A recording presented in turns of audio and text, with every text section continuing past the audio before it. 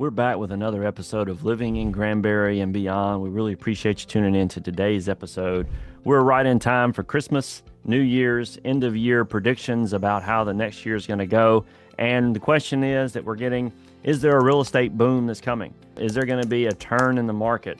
This has been a pretty down year for real estate prices and the real estate market in general. But because of that, there is a growing consensus that we are moving into a different stage of the real estate market. You could call it the recovery stage, you could call it the boom stage, maybe you could call it the flat stage. Depending on how things shake loose and how they change, what is it going to look like? Well, you're going to get our predictions, right, wrong, or indifferent. We're going to give you what we think is going to happen next year, and we're going to jump into that right now.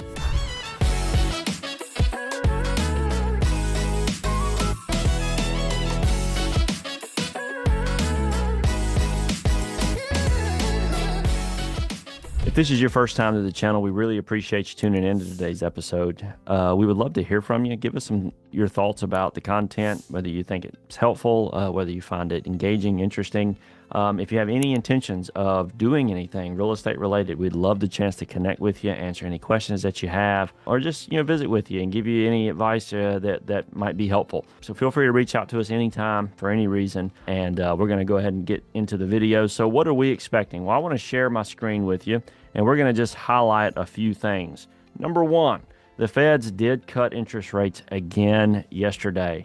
They did cut interest rates again yesterday. We've been calling for a while labor over inflation. The inflation data is not the key important detail here. It is actually labor data. Labor data is going to be the most important aspect of what the Fed does moving forward going into 2026. Labor data has been coming back showing a growing unemployment rate, a softening job market, and this has the Fed worried because if they don't start making some moves, it's going to be hard to get out in front of the pain that's going to come from this weakening labor market. So we saw the Fed cut by 0.25%. We've also saw that that doesn't always have an immediate impact on the interest rates. Sometimes they cut and interest rates go up for 2 months. It's a very wonky market in terms of what to expect. But overall, the trend has been that interest rates have been moving down. Once they went under 6.4%, we saw the year-over-year highs for pending home sales. They have surged at this particular time of the year, and we've seen a lot of homes actually go under contract that have been struggling to sell for the last year. They've actually had success here in this last little stretch of the year as a result of these lower for longer interest rates. So another thing is that there was a mention in the talks of quantitative easing, QE.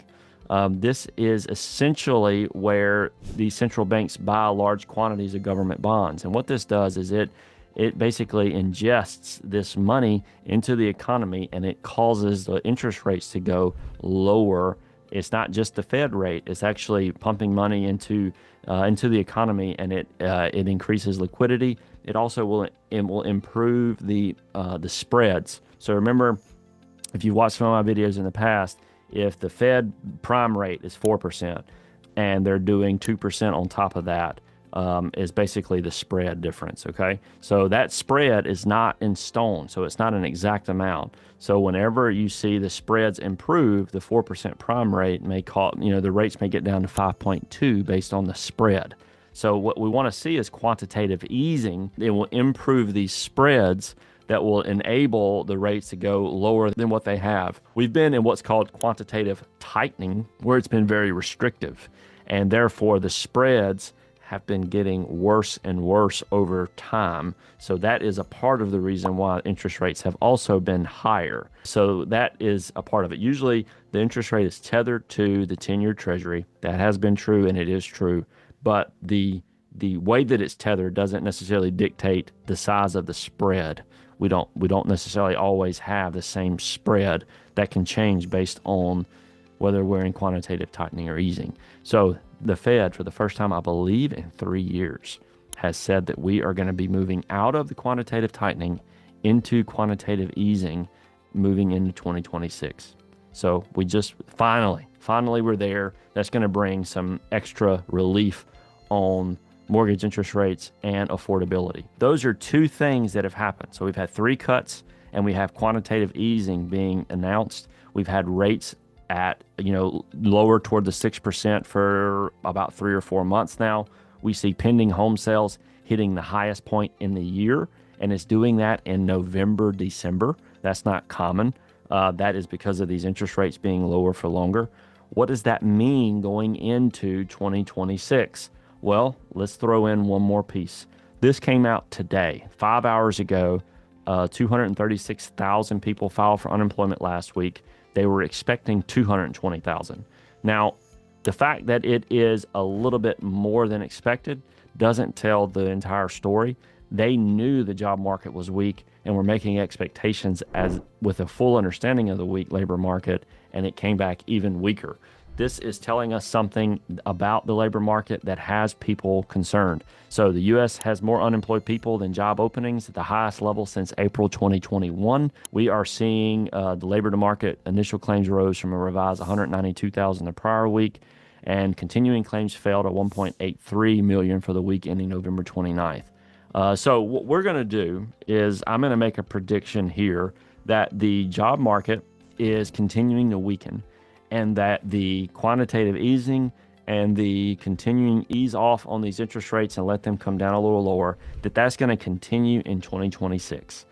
I can't tell you exactly how fast, but I can tell you that 2026, we're going to see the Fed making moves to bring interest rates lower and to bring some affordability to the real estate market and to the general market overall. That is going to cause people beginning to be able to purchase more of what they're wanting. It's going to make housing more affordable, and it's going to help stimulate the real estate market, and we're going to see prices begin to restabilize. Pricing has been down this year, first year that I've really seen this kind of hit, but we've seen prices really decrease. In terms of purchasing a home, this is one of the best times that you possibly could do it, because it is a highly competitive market, lots of homes for sale, and not that many are selling. So we have seen that begin to happen as the rates have been lower. We've seen more homes beginning to be sold. That's going to give sellers more confidence that they'll be able to hold out and get a better price. And we're going to see the market begin to turn and get into a better state. So my prediction, no, I don't believe we're going to see a big boom in housing. I don't believe we're going to see a big boom in prices.